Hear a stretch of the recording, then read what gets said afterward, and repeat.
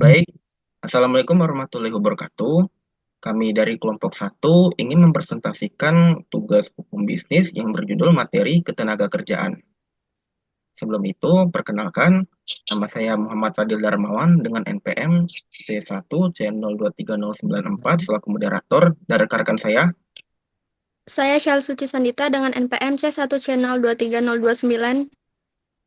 Saya Zahra Salsabila Putri Yuliansyah dengan NPM C1C023155.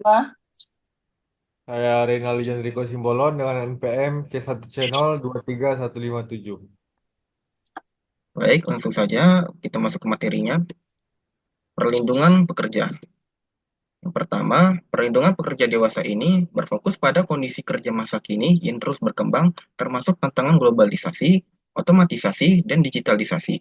Pemerintah bersama dengan sektor swasta terus berupaya meningkatkan standar perlindungan bagi pekerja untuk menghadapi perubahan ini. Yang kedua, ada beberapa pengertiannya, yaitu ada upah yang yaitu hak pekerja atas imbalan kerja, cuti hak pekerja untuk mengambil waktu libur, keselamatan kerja yaitu standar yang menjamin pekerja bekerja dalam lingkungan yang aman, dan jaminan sosial yaitu program perlindungan yang memberi kompensasi atas risiko kerja. Berikutnya Undang-Undang Ketenagakerjaan. Yang pertama untuk sejarah perkembangannya, yang menceritakan perkembangan undang-undang ketenagakerjaan dari masa ke masa, termasuk perubahan-perubahan besar yang terjadi dalam perlindungan pekerja, seperti pembentukan BPJS, ketenagakerjaan, dan perubahan ketentuan mengenai upah minimum.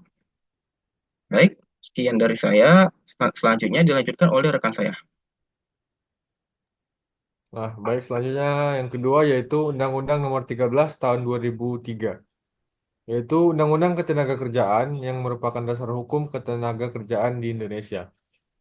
Undang-undang ini mencakup berbagai aspek seperti pengupahan, keselamatan kerja, jam kerja, cuti, dan perlindungan bagi pekerja perempuan serta pekerja anak. Next. Kemudian selanjutnya ada Sistem Peradilan Hubungan Industrial atau PHI. Yang pertama yaitu ada sejarah perkembangan, yaitu menjelaskan bagaimana sistem peradilan hubungan industrial dikembangkan untuk menyelesaikan perselisihan antara pekerja dan pengusaha melalui jalur hukum yang lebih adil dan khusus. Kemudian yang kedua yaitu penyelesaian perselisihan hubungan industrial, yaitu yang ada mediasi, yaitu upaya pihak ketiga untuk menyelesaikan konflik. Itu kemudian ada konsiliasi, yaitu penyelesaian secara damai antara pekerja dan pengusaha.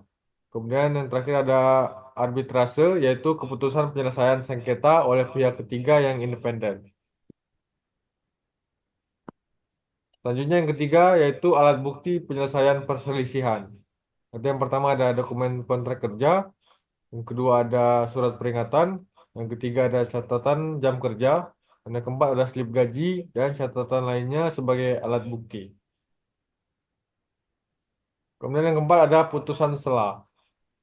Menjelaskan putusan sela yang dapat diambil oleh hakim sebelum putusan akhir dikeluarkan, seperti keputusan sementara mengenai hak-hak pekerja selama proses perselisihan berlangsung. Kemudian selanjutnya akan dijelaskan oleh rekan saya. Baik, yang selanjutnya itu ada sanksi administrasi dan ketentuan pidana. Yang pertama itu denda administrasi bagi perusahaan yang melanggar aturan. Yang kedua itu sanksi pidana bagi pelanggar berat, termasuk tindak diskriminasi dan eksploitasi. Next. Materi selanjutnya itu tentang organisasi pekerja atau buruh. Yang pertama itu ada organisasi pekerja atau buruh sebagai mitra pengusaha yang berfungsi serikat pekerja mewakili pekerja dalam negosiasi dengan pengusaha.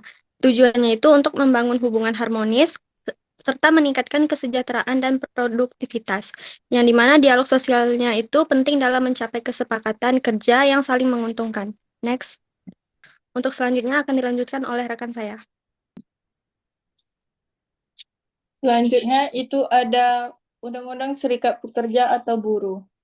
Yang pertama itu Undang-Undang Nomor 21 Tahun 2000, hak setiap pekerja untuk membentuk dan bergabung dengan serikat pekerja.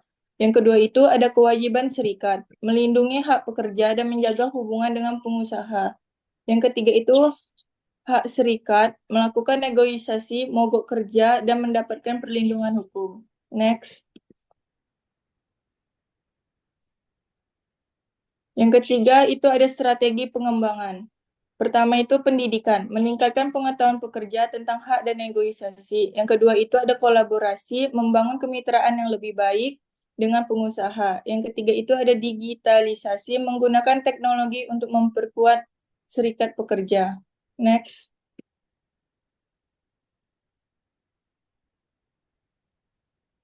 Saya kembalikan ke moderator.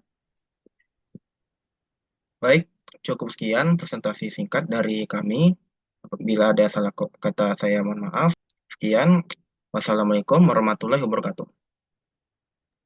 Waalaikumsalam warahmatullahi wabarakatuh.